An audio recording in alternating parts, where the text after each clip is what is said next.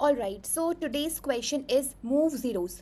Basically इस question का पूरा नाम है move zeros to end. All right, तो इस क्वेश्चन में आपको क्या करना है, लेट्स स्टार्ट रीडिंग क्वेश्चन।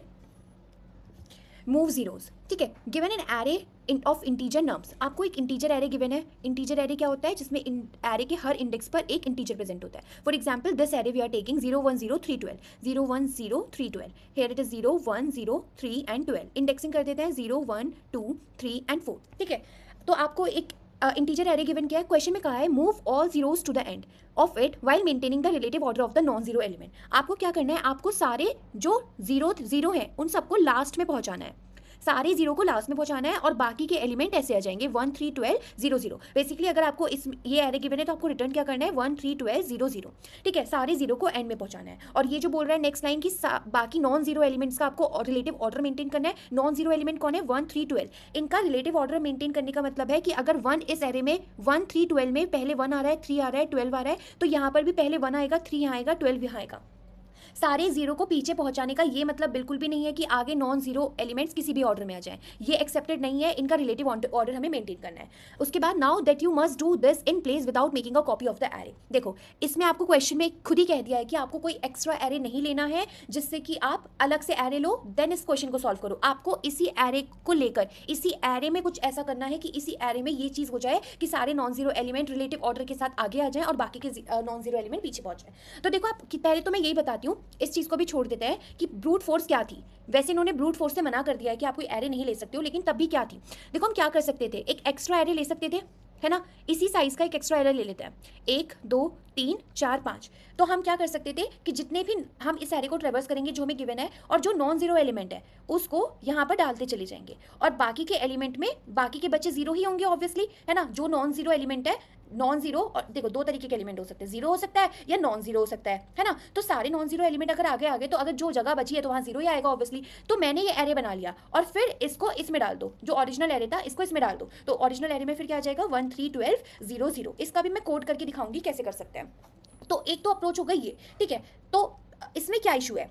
देखो, इसमें आप एक एक्स्ट्रा एरे ले रहे हो, फालतू में आप अपना मतलब स्पेस ही बढ़ा रहे हो, तो ये ऑप्टिमाइज्ड अप्रोच नहीं है। ऑब्वियसली उसने क्वेश्चन में भी कहा है कि मुझे इन प्लेस करना है, तो हम अगली अप्रोच पर पहुंच सकते हैं। ये अप्रोच तो आई गेस क्लियर हो गई होगी कि एक अलग से एरे ले लिया और उसमें हमने ये नॉन जीरो एलिमेंट्स को डाल दिया और बाकी के बची पोजीशन पे जीरो डाल दिया एंड देन इसको ओरिजिनल एरे में कॉपी कर दिया। अब अगली अप्रोच पर आते हैं जो कि इसकी ऑप्टिमाइज्ड अप्रोच है और जो एक्चुअली में दे वांट कि हम बताएं 0 1 0 3 12। चलो एक एरे लेते हैं, 0 1 0 0 1 0 3 12, 0 1 0 3 एंड 12, 0 1 2 3 4। इंडेक्सिंग कर देते हैं, ठीक है। अब देखो, इसमें हम क्या अप्रोच यूज कर सकते हैं? Optimize two pointer. देखो, आप कभी भी ऐसा मत समझना कि मेरे दिमाग में तो ये आया ही नहीं, मैं कैसे सोचूंगा। देखो, ऐसा नहीं है कि आप अगर आपने पहली बार क्वेश्चन कराया तो आपके दिमाग में आ जाएगा। जब आप मल्टीपल क्वेश्चन 100 200 क्वेश्चन सॉल्व कर लेंगे तब आपके दिमाग में हिट करना शुरू करेगा कि हाँ, इसमें ये अप्रोच हो सकती है। शुरू में किसी को भी अप्रोच हमें समझनी पड़ती है कि ऐसे भी सोचा जा सकता है, ऐसे भी सोचा जा सकता है। अगर आपको 2 पॉइंटर का कॉन्सेप्ट ही नहीं आता होगा तो you can not think about 2 pointer. तो पहले अप्रोचेस सीखिए दो,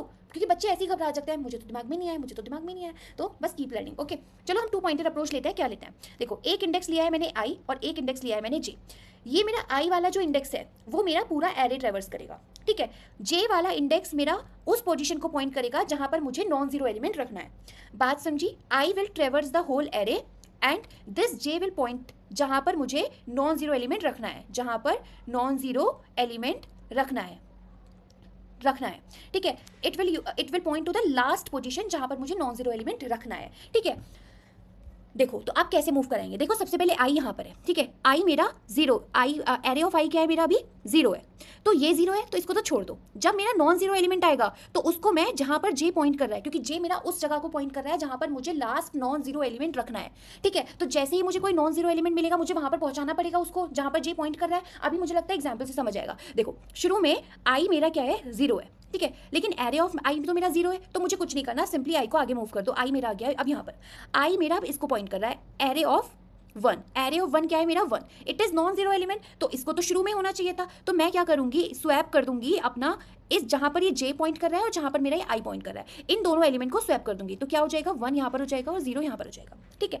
और जे को फिर पॉइंट कर दूंगी आगे। क्यों पॉइंट कर रहा है, क्योंकि j will always point to that last position जहां पर मुझे नॉन जीरो एलिमेंट रखना है, ठीक है। अभी आई गेस समझ आ गया होगा। अब मेरा जे यहाँ पर पॉइंट कर रहा है, तो जे को मैं प्लस कब कर रही हूँ, जब मैं स्वैप कर दूंगी, ठीक है। जब मुझे जे को मैं आगे तब बढ़ाऊंगी जब जिस लास्ट पोजीशन पर मेरा जे पॉइंट कर रहा है वहां पर कोई नॉन जीरो एलिमेंट आ जाएगा, अंटिल मैं जे को नहीं बढ़ाऊंगी, ठीक है। और आई को मैं तब, आई को तो मैं पूरा एरिड ही ट्रेवर्स करा रही हूँ, ठीक है। फिर आई आगे मूव करेगा, ठीक है। आई तो मूव ही कर रहा है, अब 0 है तो 0 को तो आई छोड़ देता है, फिर आई आ गया है, मुझे नॉन जीरो एलिमेंट मिल गया। अब नॉन देखो जे मूव नहीं कर रहा है क्योंकि जे विल ऑलवेज स्टे कि जब मेरी जगह पर नॉन जीरो एलिमेंट आ जाएगा मैं तभी आगे मूव करूंगा, ठीक है। तो फिर अब यहाँ पर आ गए नॉन जीरो एलिमेंट मिला तो स्वैप करा दो, यहाँ पर 3 आ गया, यहाँ पर 0 आ गया और जे अब आगे मूव कर जाएगा क्योंकि जे ने कहा था कि जब मेरी जगह कोई नॉन जीरो एलिमेंट आ जाएगा तो मैं अपना आगे मूव कर जाऊंगा, ठीक है। अब आई फिर से आगे मूव करेगा, आई ने देखा मुझसे मुझे फिर से नॉन जीरो एलिमेंट मिल गया और नॉन जीरो एलिमेंट को तो मुझे आगे खिसकाना है, पीछे खिसकाना है। और पीछे कहाँ खिसकाना है, क्योंकि जे जो मेरा भाई है ना वो last non zero element position को पॉइंट करे हुए है। तो व्हाट आई विल डू, इस पोजीशन पर जहां पर जे फिर से पॉइंट कर रहा है मैं इस 12 को यहाँ पर ले जाऊंगी और 0 को यहाँ पर ले जाऊंगी, तो लूप एंड हो जाएगा। आई गेस अगर मैं इसका कोड लिख के बताऊं तो थोड़ा ऐसा होगा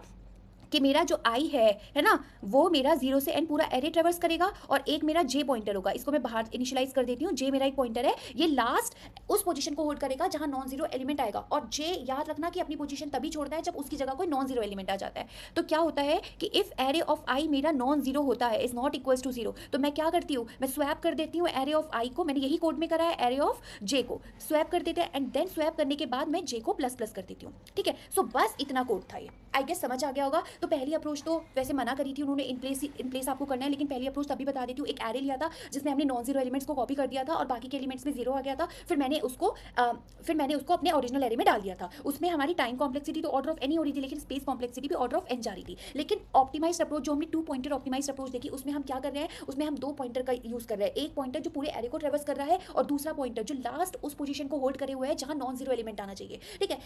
ठीक है, तो इससे आपकी टाइम कॉम्प्लेक्सिटी क्या हो रही है, ऑर्डर ऑफ एन, और space complexity order of N. तो this is the optimised approach. और ये जो 2 पॉइंटर है ना, जरूरी नहीं है कि आप तभी लगाओ कि जब आपको नॉन जीरो एलिमेंट को शुरू में लाना है, क्या पता आपको 0 में शुरू लाना होता, नॉन जीरो एलिमेंट को पीछे भेजना होता है ना, तो आप इसमें तब भी लगा सकते हो। फिर आप जे को उस पोजीशन पर होल्ड रखते हैं कि जहां पर लास्ट 0 आना चाहिए, 0 आना चाहिए, 0 आएगा तब वो आगे बढ़ेगा। तो it's about, I guess question समझ आएगा।